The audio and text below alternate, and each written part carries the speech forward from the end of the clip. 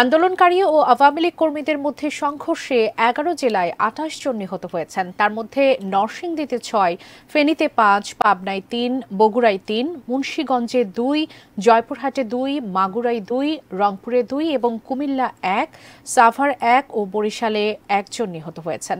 আহতের সংখ্যা অনেক। প্রতিনিধিদের তথ্য ছবিতে দেখুন ডেস্ক রিপোর্ট।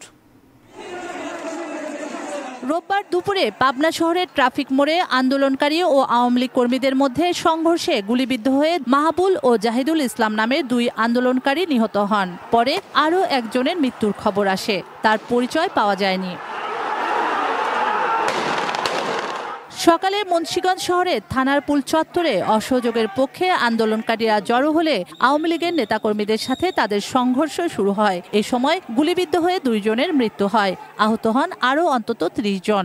আন্দোলনকারীরা ৫-৬টি মোটরসাইকেল আগুন ধরিয়ে দেয়।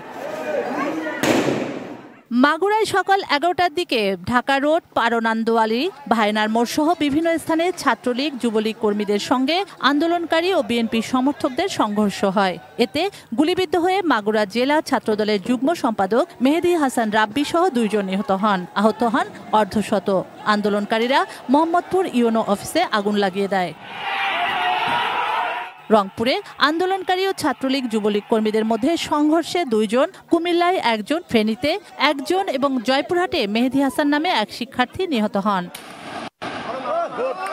অন্যদিকে বগুড়ায় পুলিশের গুলিতে নিহত হয়েছেন ২ আন্দোলনকারী। নিহত একজনের নাম মনির ও অপরজনের পরিচয় পাওয়া যায়নি। আহত হয়েছেন অর্ধশতাধিক। বিক্ষোভকারীরা দুপচাচিয়া থানায় হামলা চালিয়ে গেট ভেঙে ফেলায় পুলিশ তাদের ওপর গুলি চালায়। এতে হতাহতের ঘটনা ঘটে।